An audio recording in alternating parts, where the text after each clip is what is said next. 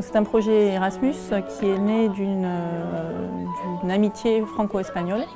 Ça fait longtemps qu'on organise des échanges avec Elche de la Sierra, une petite ville au sud de la Castille.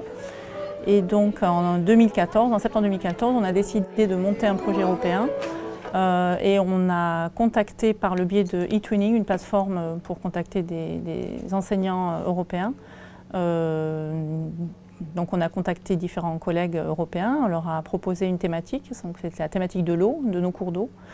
Et on a intitulé donc notre projet Au fil de nos cours d'eau. Et on a 6 pays donc, qui ont répondu présent et qui ont travaillé avec nous à l'élaboration du projet. Donc on a remis à Bordeaux, au site de Bordeaux, Erasmus+, qui s'occupe donc de centraliser les coordonnateurs de projets en France. Et donc on a remis ce projet en mars et en septembre 2014, on a validé ce projet. Et on nous a donné une somme assez conséquente donc, pour pouvoir fonctionner sur 3 ans et avec 18 activités très variées. En septembre 2014, on a reçu ici au lycée de Mirepoix une transnationale, c'est-à-dire tous les enseignants se sont rencontrés à Mirepoix. Et ensuite, tous les ans, donc, des élèves sont partis en mobilité. 4 élèves de chaque établissement donc, se sont retrouvés dans un établissement partenaire.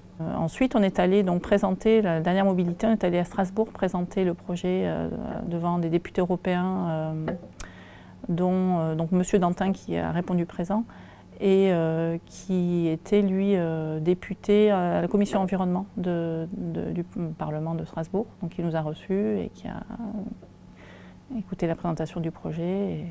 Tous les ans, depuis 3 ans, donc, on travaille avec une classe de seconde.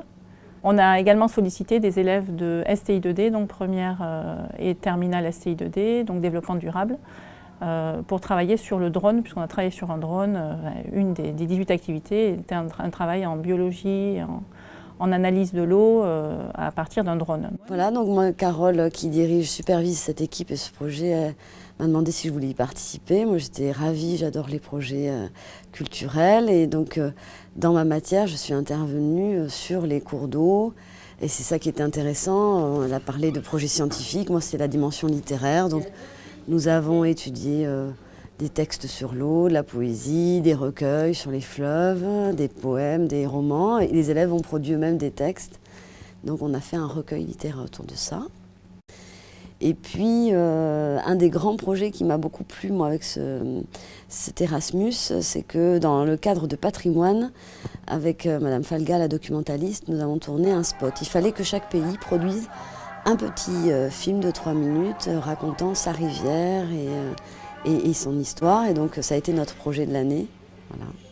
Et nous avons contacté l'association Mamet à Mirepoix, donc tout ce qui est médiéval, qui nous ont prêté que des costumes magnifiques. Et nous avons tourné autour des berges de l'Hers pendant un trimestre entier, voilà, avec des costumes de toutes les époques pour raconter la mémoire de la rivière. Abreuver le bétail. Je fais croître l'osier de vos paniers, j'ai des tanneurs éventuellement. Je suis impétueuse. Oui, alors moi je suis partie en mobilité en Hongrie. Ça m'a beaucoup plu parce que ça m'a permis de rencontrer des gens, de découvrir de nouvelles cultures et de voyager, quoi. Et moi je suis partie, pas en mobilité mais à Strasbourg. Et donc on a présenté le projet à certains députés européens, on a visité le Parlement et on était avec les 7 autres pays. On a travaillé sur beaucoup de choses autour de l'eau, par exemple on a créé un blog, il fallait qu'on fasse une vidéo qu'on a appelée un spot autour de l'eau, par exemple, de notre rivière l'Hers. Et puis plein d'autres choses. On a fait des sorties, on est allé à la source de l'Hers, au col du Choula. On a visité une entreprise liée à l'eau aussi, une entreprise de textile. Voilà, moi ce que j'aime dans ce type d'initiative, c'est le fait de travailler avec des collègues sur des matières très différentes et de créer une dynamique. Et on ne peut pas toujours l'avoir en lycée quand on est seul dans son coin. Voilà. C'est plus du coup, on travaille, mais en même temps, c'est plus ludique, on apprend de nouvelles choses et tout ça que d'autres élèves n'ont pas forcément la chance de... Oui, et puis on travaille sur beaucoup de choses assez variées. On peut faire les choses qu'on aime et les choses qu'on n'aime pas, on peut les donner à des gens qui préfèrent. En plus, nous deux, on est partis, donc on a rencontré les 6 autres pays, donc on a parlé différentes langues, etc. Et espagnol aussi. Espagnol et après le langage des signes, c'est beaucoup. Ouais. Le langage des signes. Oui. Enfin, c'est-à-dire on parlait. Oui, j'ai d'accord, beaucoup pas de le vrai signes pour langage ça. des Oui, non, signes. pas le vrai mais langage on des sait signes. comprendre, Non, voilà, on sait c'est pas. comprendre. Voilà. Comment vous avez progressé? Oui, Oui, ah oui, beaucoup vraiment. en anglais, oui. En anglais, vraiment. Oui. Échange culturel, linguistique, une grande richesse à ce niveau-là, des rencontres, des échanges de qualité en général, et des amitiés aussi entre les enseignants, puisqu'on a travaillé ensemble, presque ça fait 4 ans qu'on travaille ensemble.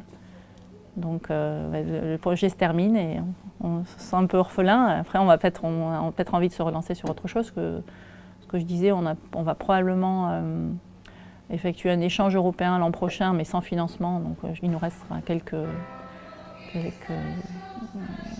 euros de ce projet. On pourra probablement faire un projet à 3, peut-être entre les Pays-Bas avec l'anglais et l'Espagne.